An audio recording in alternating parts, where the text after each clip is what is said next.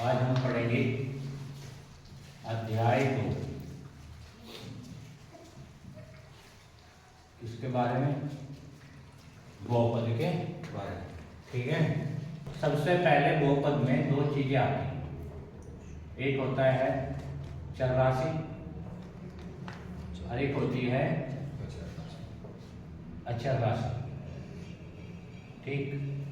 अब आप सीधा सीधा ये समझें कि जो चर राशि होती है, चर राशि के लिए हम x, y और z इनको प्रयोग करते हैं। ठीक है। x भी आ सकता है, y भी आ सकता है और z भी, या तीनों भी एक साथ आ सकते हैं, या कोई दो भी एक साथ आ सकते हैं, या अकेला भी आ सकता है। जो अचर राशियां होती हैं, अचर राशियों के लिए हम संख्याओं को प्रयोग करते हैं। किन्हें प्रयोग करते हैं? संख्याओं। संख्याएं कैसी? 0, -1, 1/2, -√3/4। इस तरह की जो संख्याएं हैं सब, इनको हम किसके लिए यूज करते हैं? अचर राशि के लिए प्रयोग करते हैं। इतनी बातें समझ में आई? तो जो चर राशि होंगी, जहां भी आपको गणित में ये लिखा मिलेगा x, y, z, ये सब क्या है? चर राशि हैं। जहां आपको ये संख्याएं लिखी मिलेंगी 0, -1, 1/2, √3, कोई भी संख्या हो या पाई भी हो चाहे, ये सब कैसी संख्याएं हैं? अचर राशि। ये कैसी हैं? अचर राशियां हैं। आ रही समझ में बात? नहीं आ रही? चर राशि और अचर राशि ये दोनों मिलकर बनाती हैं बीजीय व्यंजक। क्या बनाती हैं? बीजीय व्यंजक। जब ये दोनों राशि आपस में मिल जाती हैं तो ये एक व्यंजक का निर्माण करती हैं, जिसे हम क्या कहते हैं?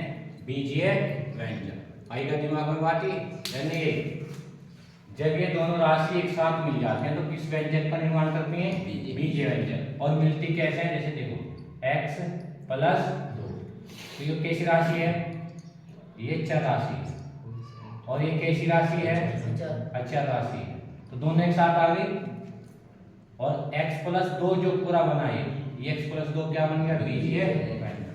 अब दिमाग में जैसे देखो x² - 5x प्लस कितना? 2। ये क्या है? एक बीजीय व्यंजक है। क्यों? क्योंकि इसमें कौन कौन मिल गया?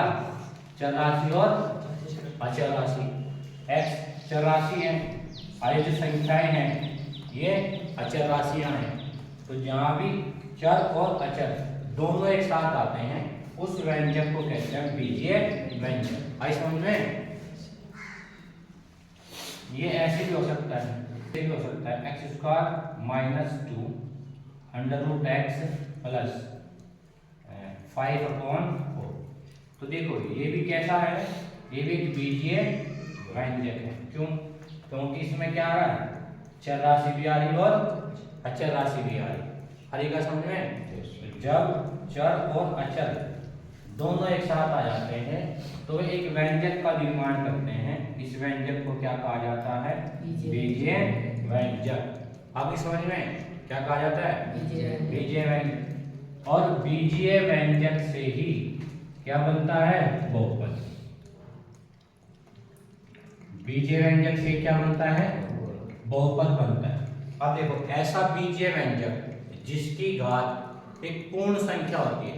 क्या होती है? पूर्ण संख्या। ऐसा बीजीय व्यंजक जिसकी घात क्या होती है? पूर्ण संख्या। आई क्या समझ में?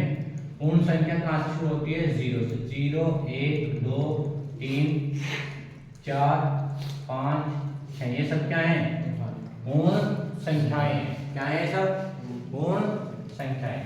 तो जिस बीजीय व्यंजक में, ध्यान से सुने, जिस बीजीय व्यंजक में चर की घात क्या होती है? पूर्ण संख्या, उसे यह क्या कहा जाएगा? बहुपद। उसे क्या कहा जाएगा? बहुपद कहा जाएगा। आई क्या समझ में? यानी चर की घात एक पूर्ण संख्या होनी चाहिए, न तो माइनस की होनी चाहिए। ठीक। 9 भिन्न के रूप में होनी चाहिए। आई समझ में? 9 भाग के रूप में होनी चाहिए। एक पूर्ण संख्या होनी चाहिए पूरी। कैसे? देखो पहला x की घात 3/2 - 5x प्लस कितना? 10। अब हमने क्या पढ़ा, बीजीय व्यंजक में कैसा है, ये बीजीय व्यंजक है क्योंकि इसमें चर भी और अचर भी है। सबसे पहले तो ये बीजीय व्यंजक है, ठीक, क्या है बीजीय व्यंजक। अब ये चेक करेंगे बहुपद है या नहीं है। तो बहुपद कौन सा होगा, जिसमें घात क्या होनी चाहिए, पूर्ण संख्या होनी चाहिए। अब यहाँ 3/2 क्या लिख रहा, 3/2 आता है पूर्ण संख्या में, आता है क्या, यहाँ लिख रहा कहीं है तो नहीं, तो ये बहुपद नहीं है। आगे समझ में, ये बहुपद नहीं है। फिर आप देखो दूसरा उदाहरण, x की घात -10 प्लस 5x प्लस 1/2। अब आप देखो यहाँ की घात कितनी आ गई, -10 आता है कौन संख्याओं में, नहीं आता, तो ये भी बहुपद नहीं है। तो अगर जिस भी बीजीय व्यंजक में चर की घात भिन्न के रूप में हो, किसके रूप में, भिन्न के, या ऋणात्मक हो यानी माइनस की हो, तो वे बहुपद नहीं हो। आगे क्या समझ में, या तीसरा, या चर की घात, चर x² प्लस 5 और x पे क्या लगा दिया, रूट और -15, या चर राशि पर वर्गमूल का चिन्ह भी नहीं होना चाहिए। आगे समझ में, यहाँ चर राशि है x और x पे क्या का चिन्ह है, वर्गमूल का, तो अगर इस पे वर्गमूल का चिन्ह है तो ये बहुपद नहीं होगा। क्यों नहीं बनेगा, क्योंकि ये वर्गमूल, ये जो होता है वर्गमूल, इस वर्गमूल का मान होता है 1/2। तो जब तुम यहाँ लिखोगे x² प्लस 5, जब ये वर्गमूल हटाओगे तो तुम्हें x की घात कितनी लिखनी पड़ेगी, 1/2 -15। तो अब देखो यहाँ इस वर्गमूल का मान कितना है, 1/2, वर्गमूल हटाएंगे तो इसकी जगह क्या लिखना पड़ेगा, 1/2। और जब तुम 1/2 लिखोगे तो घात क्या में बन जाएगी, भिन्न में, किस में आ जाएगी, घात भिन्न में। और जब घात भिन्न में हो जाएगी तो ये बहुपद नहीं होगा। अरे समझ में, ये बहुपद नहीं होगा क्योंकि जो भिन्न की संख्या है वो पूर्ण संख्या में नहीं आती। आ रही क्या समझ में बातें, या नहीं आ रही। फिर है आपका प्रश्न चौथा, देखो चौथे में भाग के रूप में भी होना चाहिए, जैसे x - 1 अपॉन कितना, x, किसके रूप में, भाग के रूप में, तो ये भाग के रूप में भी होना चाहिए। क्यों नहीं होना चाहिए, क्योंकि जब तुम इसे भाग करोगे तो घात क्या हो जाएगी, इसकी माइनस की हो जाएगी। कैसे, देखो x को भाग करो, -1/x लिखो, x कट गया, क्या बचा 1, इसी घात नीचे कितनी है, ऊपर जाके क्या हो जाएगी, -1, और माइनस की संख्या पूर्ण संख्या नहीं, तो जो चर राशि है वो भाग में होनी चाहिए। आगे समझ में, तो इन 4 स्थितियों में दिया गया व्यंजक बहुपद नहीं होगा। केवल एक स्थिति है जिसमें दिया गया व्यंजक क्या होगा, बहुपद होगा, अगर दिए गए व्यंजक में चर की घात कैसी है, पूर्ण संख्या, तो बहुपद होगा, नहीं तो बहुपद नहीं होगा। आ रही क्या समझ में, नहीं आ रही बातें। अगर दिए गए बीजीय व्यंजक में चर की घात कैसी है, पूर्ण संख्या है, तो बहुपद होगा, नहीं तो अगर ये 3/2 माइनस की, रूट की, अगर ये स्थितियां हैं तो इन स्थितियों में दिया गया व्यंजक बहुपद नहीं होगा। आगे बातें समझ में नहीं आई। ये तो x है, y है, और ये यहाँ पे क्या रहेगा, संख्याएं रहेगी, 1/2 -5/2 या -10 या √3 +1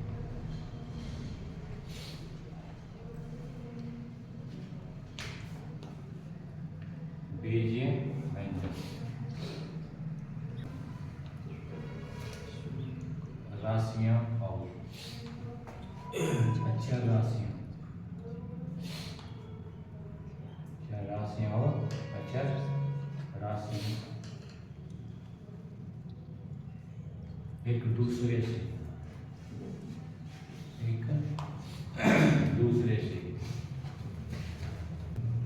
गणितीय संक्रियाएं प्लस माइनस द्वारा जुड़े होते हैं।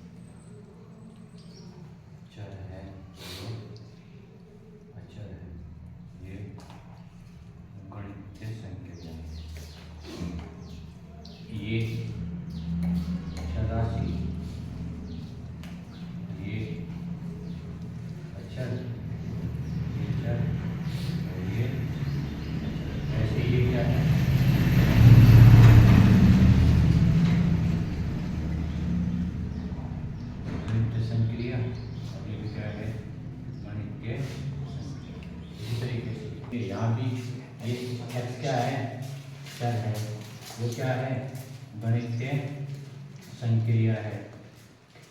और ऐसे ही ये जो 2 है ये क्या है, अचर है। y क्या है, ये चर है, ये माइनस, ये गणितीय संक्रिया है। फिर ये 10 क्या है, अचर है। इनका ध्यान रखना। अगली हेडिंग है बहुपद। एक ऐसा बीजीय व्यंजक जिसमें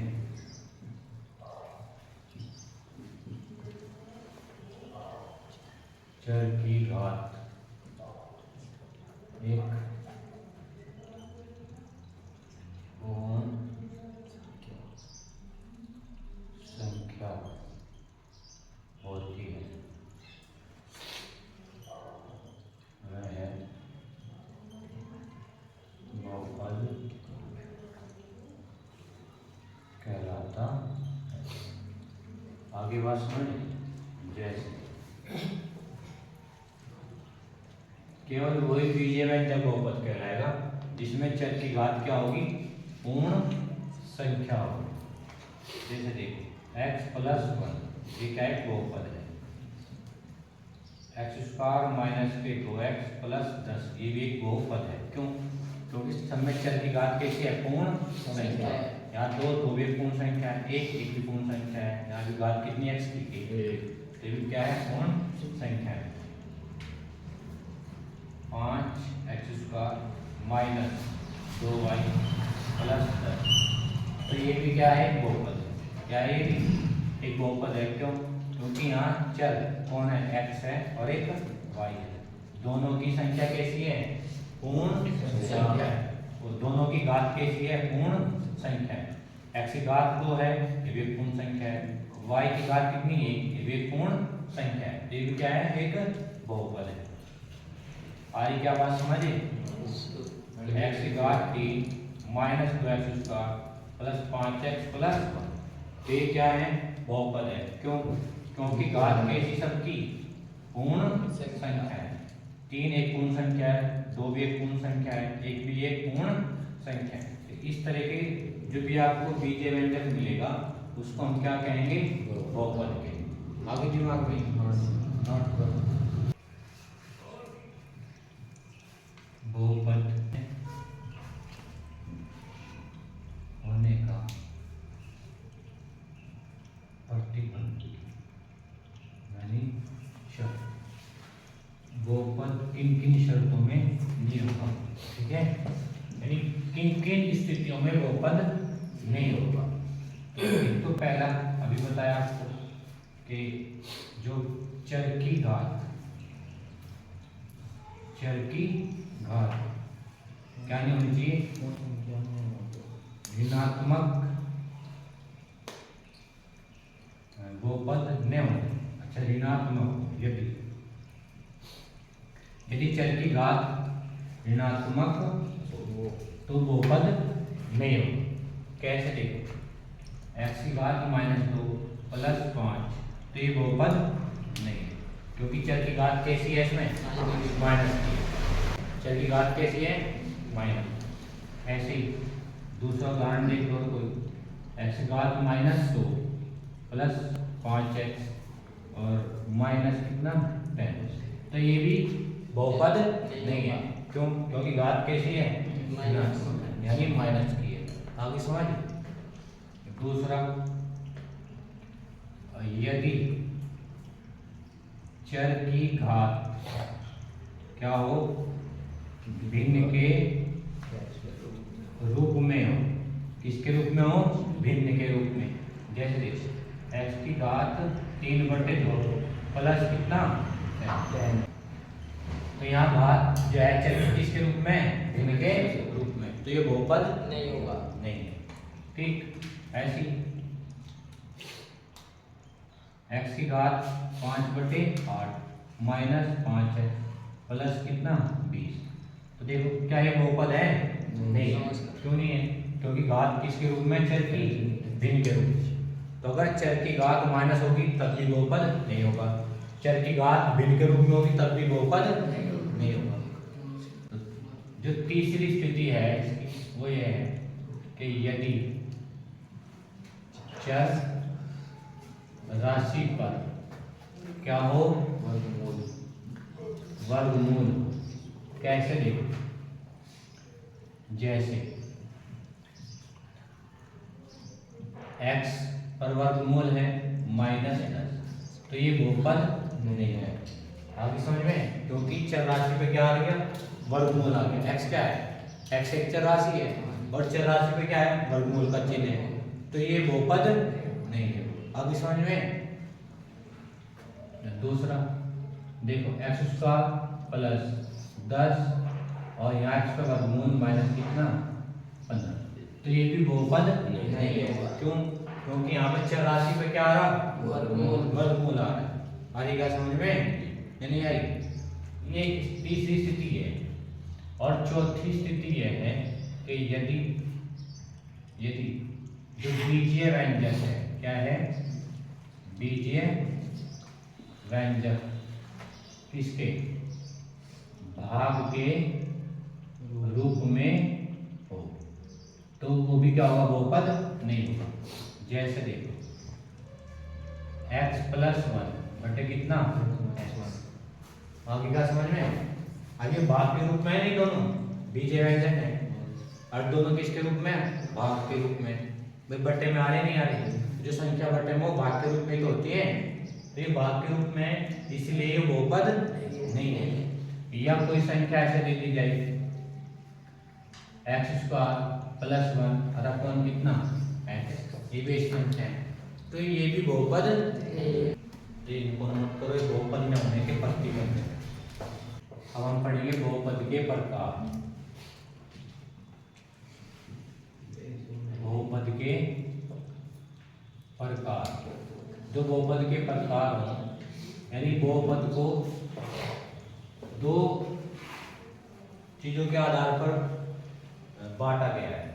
कैसा? एक तो पदों के आधार पर, इसके आधार पर पदों के आधार पर। एक होता है घातों के आधार पर, इसके आधार पर घातों के आधार पर।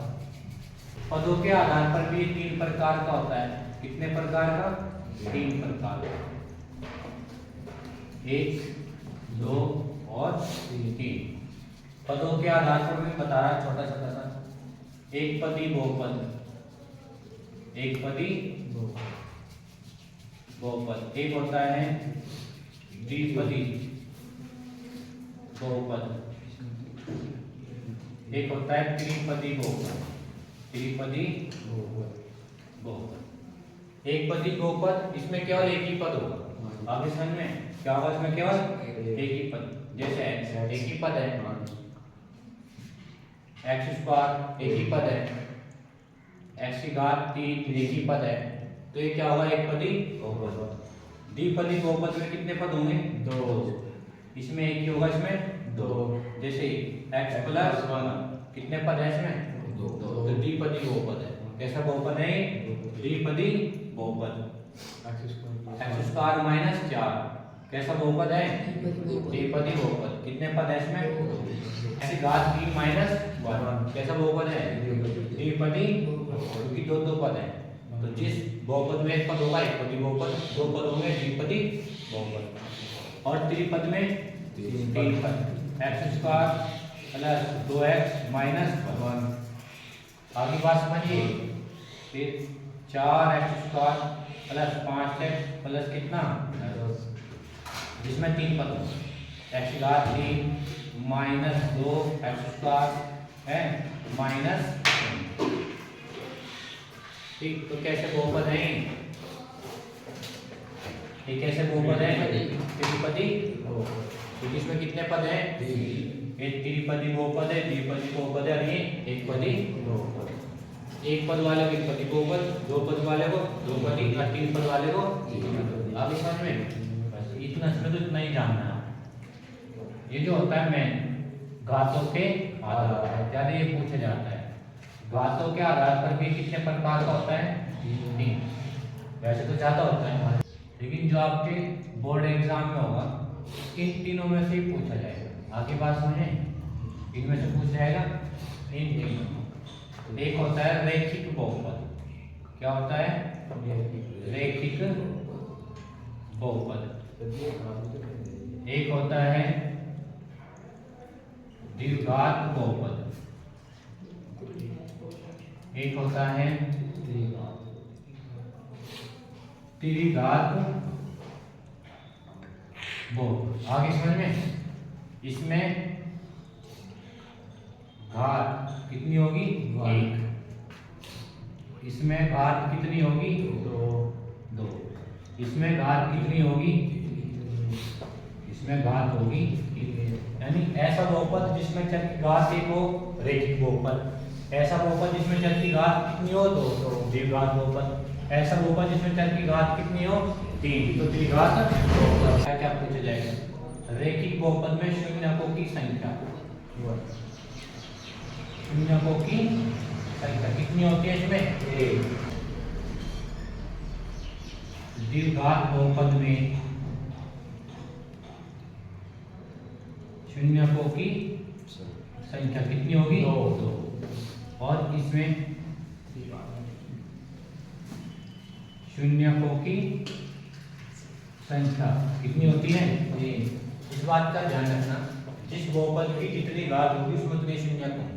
इसकी घात है तो इसके शून्य कितने होंगे? 1। इसी कितनी घात है? 2, तो उसमें कितने शून्यक होंगे?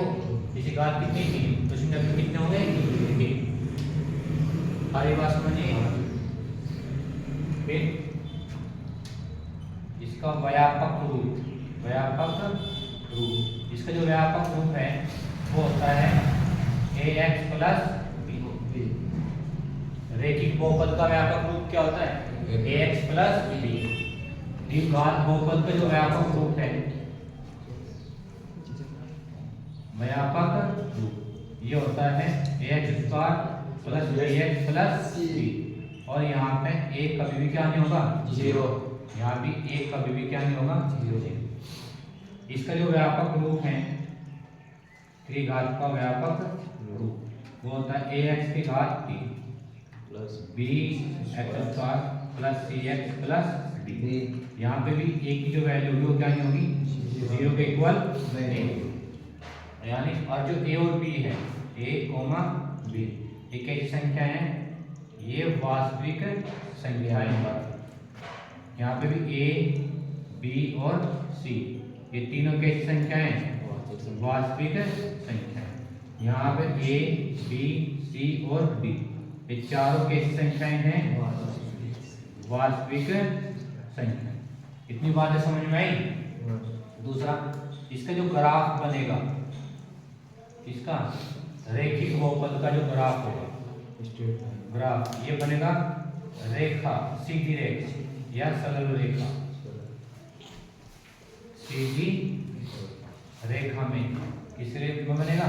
सीधी रेखा या कह देंगे सरल रेखा। इसका जो ग्राफ बनेगा यानी आलेख, इसका बनेगा परवलयकार। कैसा बनेगा? परवलयकार। परवलय क्या करती है? ऐसे होते हैं, या तो ऐसे बनेगा, या ऐसे बनेगा, या ऐसे बनेगा, या आपकी समझ में। लेकिन 10वीं में इस तरीके से दिखाया जाएगा, ये नहीं आता। इतनी बातें समझ में आई? ग्राफ तक इतना पूछा जाएगा आपके एग्जाम में, नोट करो ये सभी। अब हम पढ़ेंगे द्विघात बहुपद के शून्यक ज्ञात करना। द्विघात बहुपद के शून्य ज्ञात करना। देखो, द्विघात बहुपद के शून्य ज्ञात करने के 2 विधियां हैं। कितनी विधियां हैं? 2। जो द्विघात बहुपद होता है उसका व्यापक रूप होता है ax square bx plus c, और यहाँ पे a का मान 0 नहीं होता। इसको हल करने के 2 विधियां हैं। एक तो विधि है गुणनखंड विधि। कौन कौन सी विधि? गुणनखंड विधि। और एक होता है श्रीधराचार्य सूत्र। श्रीधराचार्य सूत्र या इसको द्विघात सूत्र भी बोलते हैं। क्या कहते हैं इसको? द्विघात सूत्र। तो ये क्या होता है? ये होता है x बराबर minus b plus minus b minus 2a और इस पे क्या हो जाएगा? अपॉन कितना? इसको बोलते हैं श्रीधराचार्य सूत्र या द्विघात सूत्र। हम किसी भी द्विघात बहुपद के शून्य, ठीक, इस सूत्र से भी ज्ञात कर सकते हैं और गुणनखंड विधि से भी कर सकते हैं। आगे बात समझ में? अब आप देखो गुणनखंड विधि से किस तरीके से करेंगे और श्रीधराचार्य से इस तरीके से करेंगे। द्विघात बहुपद क्या लिखें यहाँ पर? X square plus 5x plus 6 के शून्यक ज्ञात कीजिए।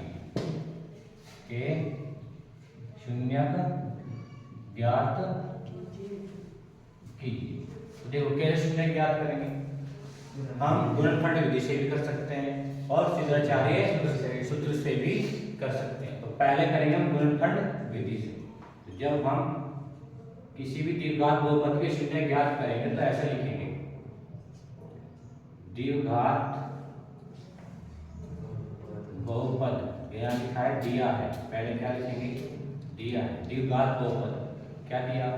X square plus 5x plus, फिर क्या करना है? शून्य ज्ञात करने। क्या लिखेंगे? शून्य ज्ञात करने के लिए, शून्य ज्ञात करने के लिए हम इसको किसके बराबर रखेंगे? 0। X square plus 5x plus 6 बराबर 0। क्योंकि हमें क्या ज्ञात करना है? इसके शून्य। जब तक हम इस द्विघात बहुपद को शून्य के बराबर नहीं रखेंगे तब तक हम इसके शून्य ज्ञात नहीं कर सकते। तो शून्य ज्ञात करने के लिए द्विघात बहुपद को किसके बराबर रखना पड़ेगा? 0। अब क्या करेंगे? पहले की गुणा किसमें करें? तीसरे। पहले गुणा किसमें करेंगे? तीसरे, यानी पहले की आखिरी में। तो पहले में तो कोई गुणांक है नहीं, तो जब कोई नहीं होता 1 होता है। तो 1 गुणा 6 बराबर कितना आ गया? 6। अब 6 का ऐसे गुणनखंड करेंगे तो जोड़ के तो कितना आ जाए? 5 और गुणा करके कितना आ जाए? 6। तो 6 के गुणनखंड करो, 2 दिया 6 और 3 का, देखो 2 की गुणा 3 में करो तो कितना है? 6 और 2 को और 3 को जोड़ो तो कितना आएगा? 5। तो गुणनखंड आगे 2 और 3, कितना आगे? 2 और 3। अब यहाँ लिखेंगे इसको लिखेंगे एक्स स्क्वायर प्लस 5 को क्या लिखा? 2 प्लस 3 12x प्लस 6 बराबर 0। एक्स स्क्वायर प्लस एक्स के अंदर गुणा करो 2x, फिर 3 में करो 3x प्लस 6 बराबर 0। एक्स स्क्वायर प्लस x में क्या कॉमन? x, क्या बचा? x plus 2। इन दोनों में क्या कॉमन? 3, क्या बचा? x प्लस 2 बराबर 0। अब सारों में क्या कॉमन? x प्लस 3 और x प्लस 3 बराबर क्या आ गया? 0। अब दोनों 0 के बराबर है तो यहाँ लिखेंगे x प्लस 2 बराबर 0। ये प्लस का जा गया माइनस, x का मान कितना आ गया? -2। अब इसको लिखो x प्लस 3 बराबर 0, ये प्लस का इस तरफ जाके हो जाएगा माइनस। x का मान कितना आ गया? -3। तो जो x के मान है -2 और -3, ये क्या है? इस द्विघात बहुपद के शून्य। आगे समझ में? तो इसमें कैसे लिखोगे? इसमें लिखो अतः द्विघात बहुपद x square plus 5x plus 6 के शून्य -2 तथा -3 है। आगे बात समझ रहे हैं? ऐसे हम द्विघात बहुपद के शून्य ज्ञात कर सकते हैं और ये विधि कौन सी है? गुणनखंड विधि। आगे बात देखो, अब देखो यदि हमें इस द्विघात बहुपद के शून्य श्रीधराचार्य से ज्ञात करना है तो कैसे करेंगे? तो सबसे पहले लिखेंगे हम दिया है, दिया है। क्या दिया आपको? द्विघात बहुपद x square plus 5x plus 6, ये तो दिया है, ये तो दिया है। फिर क्या लिखेंगे? अब इसकी तुलना कराएंगे x square plus bx plus c से। यहाँ लिखेंगे x square plus 5x plus 6 की तुलना x square plus bx plus c से करने पर, जब आप तुलना करेंगे तो देखो x square plus 5x plus 6, इसके नीचे लिख देंगे हम x square plus bx plus c। एक ही जगह यहाँ कुछ नहीं है, a का मान कितना है, b का कितना है, तो b का मान, और यहाँ हमने a का भी मान निकाल लिया, b का भी और c का भी। ठीक, अब क्या करेंगे? सूत्र का प्रयोग करेंगे। क्या लिखेंगे? c धरा 4 सूत्र। तो क्या है? x बराबर minus b plus minus b square minus 4ac upon कितना 2a, और इस पे क्या है? अब लिखो यहाँ x बराबर माइनस b का मान कितना है 5 माइनस प्लस माइनस b का मान कितना है 5 का स्क्वायर माइनस 4, a का मान 1 और c का मान कितना 6। इस पे क्या आ गया? 2 इंटू 1, a का मान है। अब आगे कितना हो जाएगा? ये बन जाएगा x बराबर माइनस 5 प्लस माइनस 5 का वर्ग 25, 4 कम 4, 4 3 24 अपॉन कितना 2 कम 2। x बराबर आ गया माइनस 5 प्लस माइनस 25 में 24 गई 1, ये तो बचेगा बटे में कितना 2, 1 का वर्ग 1, वो 1 का स्क्वायर रूट कितना होगा 1 का वर्गमूल 1, तो कितना आ जाएगा बटे में कितना। और ये क्या है बात समझ? अब हम क्या करेंगे? धनात्मक चिन्ह लेने पर, धनात्मक चिन्ह लेने पर माइनस 5 प्लस 1 बटे में कितना 2। अब 5 में से 1 गया, कितना बचे माइनस के 4 बटे 2, 2 चौक नहीं 2 दूनी 4, x का मान कितना आ गया माइनस 2। अब की बात क्या करेंगे? अब की बात करेंगे ऋणात्मक चिन्ह लेने पर, ऋणात्मक चिन्ह लेने पर। तो जब आप ऋणात्मक चिन्ह लेंगे तो माइनस 5 यहाँ प्लस माइनस है माइनस अपॉन कितना माइनस 5 माइनस 1 माइनस के 6 बटे 2, 2 से 6 को भाग में कितना आ गया माइनस 3। देखो ये शून्य का आ गया नहीं, जो शून्य हमने गुणनखंड विधि से ज्ञात करे थे -2 -3, वही शून्य किसका है सिद्धाचार्य सूत्र से x बराबर -2 और x बराबर -3। तो इस तरीके से हम किसी भी द्विघात बहुपद के शून्य ज्ञात कर सकते हैं। कितनी विधि से? दो विधि से, गुणनखंड विधि से। गुणनखंड विधि से ऐसे करेंगे, दूसरा सिद्धाचार्य सूत्र से या द्विघात सूत्र से। ये वाला सूत्र का प्रयोग करके हम इस तरीके से शून्य ज्ञात कर सकते हैं किसी भी द्विघात बहुपद। आगे बातें समझ में? हम पढ़ेंगे द्विघात बहुपद x square plus bx plus c के शून्यकों का योग या योगफल तथा गुणनफल ज्ञात करना। तो द्विघात बहुपद x square plus bx plus c के शून्यकों का योगफल तथा गुणनफल ज्ञात करना। ठीक, कैसे ज्ञात करेंगे? यहाँ पे इसमें लिखेंगे हल में। अब माना द्विघात बहुपद के शून्य अल्फा तथा बीटा है। क्या मान लिया हमने इसके शून्य? अल्फा और बीटा। तब शून्यकों का योग या योगफल बराबर होता है बच्चों माइनस एक्स का गुणांक माइनस अपॉन एक्स स्क्वायर का गुणांक। शून्यकों का योगफल, शून्य किसे माने? अल्फा और बीटा, इन दोनों को जोड़ दें alpha plus beta minus x का गुणांक, एक्स के साथ में कौन है? बी, तो आ जाएगा माइनस बी। एक्स स्क्वायर गुणांक एक्स के साथ में कौन है? ए, तो बटे आ जाएगा। तो शून्यकों का योगफल क्या होता है? माइनस बी बटे ए या माइनस एक्स का गुणांक बटे एक्स स्क्वायर का गुणांक। पहला हो गया। दूसरा होता है शून्यकों का गुणनफल। शून्यकों का गुणनफल, शून्य का गुणनफल होता है अचर पद बटे एक्स स्क्वायर का गुणांक। अब शून्य किसे माने हमने? अल्फा और बीटा, अल्फा इंटू बीटा यानी अल्फा गुना बीटा। अचर पद जिसके साथ में एक्स नहीं है कौन है? सी। एक्स स्क्वायर के साथ में कौन है? ए बटे में, तो गुणनफल होता है सी बटे। आगे क्या बात समझ में?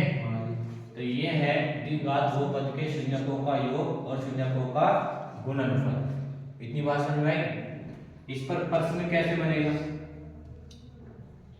यहाँ ध्यान, द्विघात बहुपद, एक द्विघात बहुपद दे दिया आपको, मान लो पी एक्स बराबर 5x square plus 6x plus 10 के शून्यकों का योग तथा गुणनफल ज्ञात कीजिए। योगफल ज्ञात करना और गुणनफल ज्ञात करना। तो हल में आपको लिखना है सबसे पहले दिया है। क्या दिया आपको? दिया है पी एक्स बराबर 5x square plus 6x plus 10। क्या निकालना है? शून्यकों का योग। तो लिखेंगे तब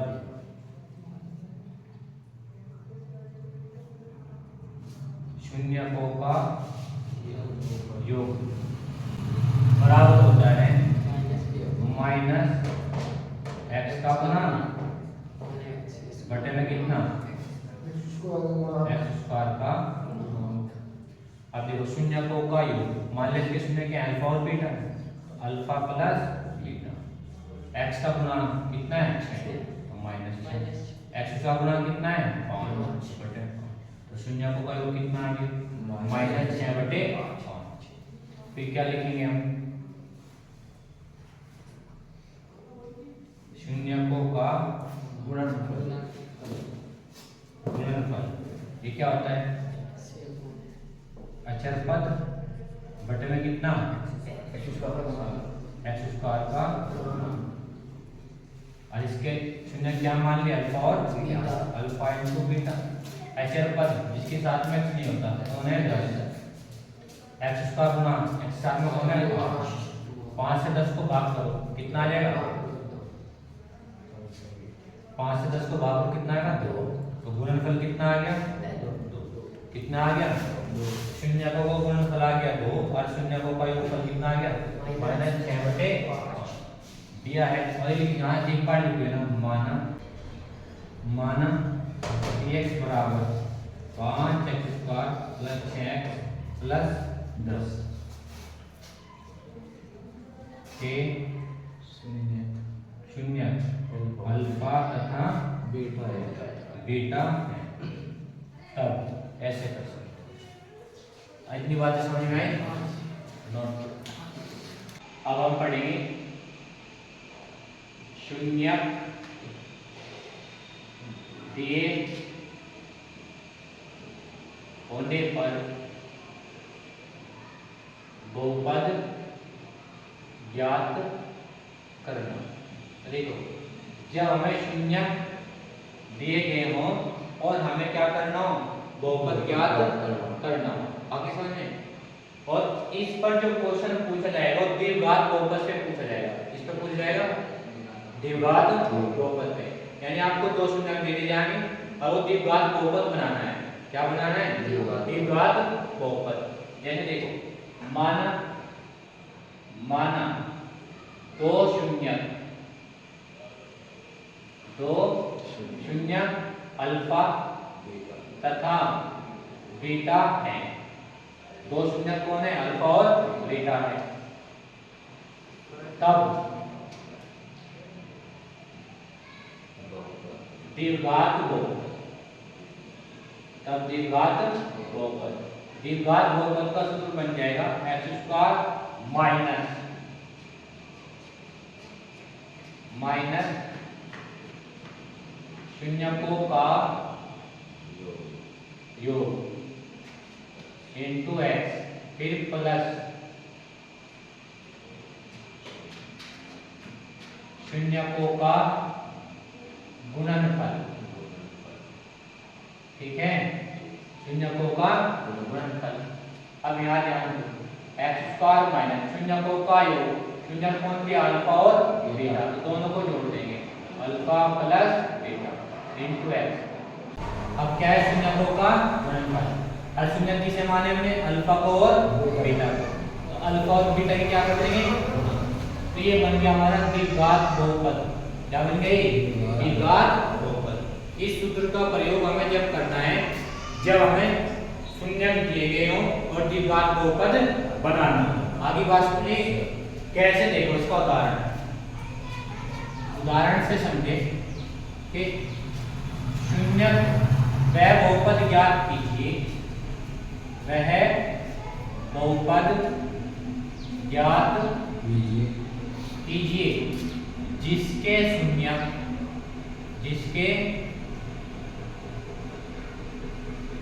शून्य 3 और 4 है। आगे समझिए, हमें कैसा बहुपद बनाना है जिसके शून्य क्या है? 3 और 4 है। तो देखो कैसे करेंगे। सबसे पहले लिखेंगे दिया है,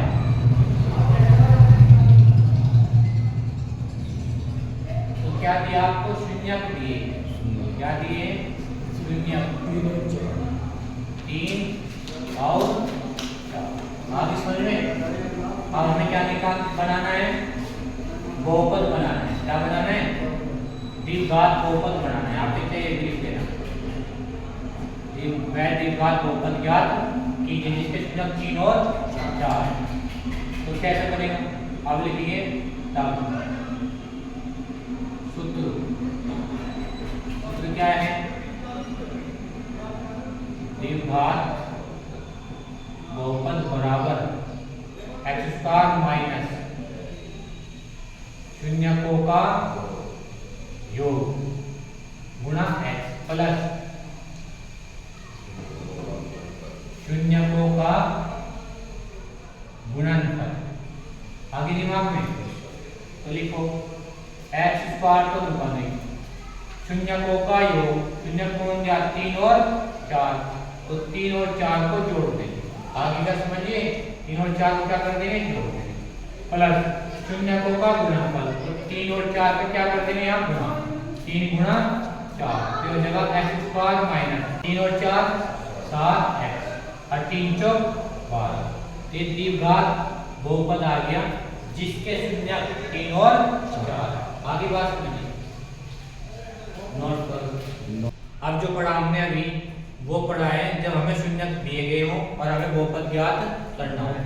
अब हम पढ़ेंगे जब हमें शून्यकों का योगफल भी दिया हो और शून्यकों का गुणनफल भी दिया हो और हमें एक द्विघात बहुपद बनाना हो। आगे समझ में। अभी तक क्या पढ़ा हमने? अब पढ़ा हमने ये कि जब हमें शून्य दिए हो, दो शून्य दिए हो और उससे हमें द्विघात बहुपद बनाना हो। आगे समझ में। अब की बार क्या दिया जाएगा आपको? शून्यकों का योग भी और शून्यकों का गुणनफल। क्या बना? द्विघात बहुपद बनाना है। अब दिमाग में हम क्या लिखेंगे? हम लिखेंगे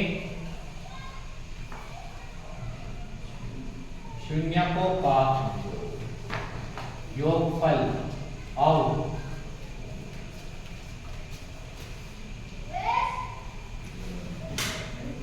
गुणनफल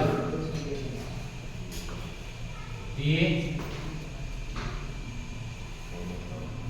होने पर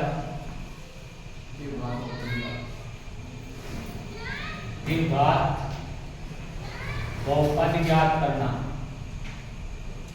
बहुपद ज्ञात करना कैसे देखें? वह द्विघात बहुपद ज्ञात कीजिए जिसके शून्यकों का योग तथा गुणनफल क्रमशः 5 तथा -6। आगे बात हमें वह द्विघात बहुपद ज्ञात करना है जिसके शून्यकों का योग तो कितना है 5 और गुणनफल कितना है -6। तो कैसे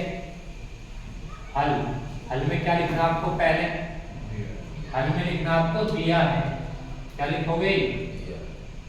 दिया है। क्या दिया आपको? शून्यकों का योग। शून्यकों का योग कितना है 5। शून्यकों का गुणनफल कितना दिया -6। तब सूत्र क्या होता है? द्विघात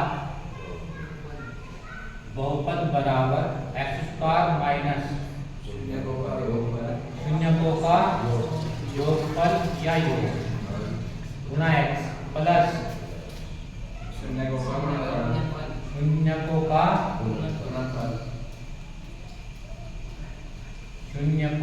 गुणनफल। आगे बात समझ? अब द्विघात बहुपद बराबर आ जाएगा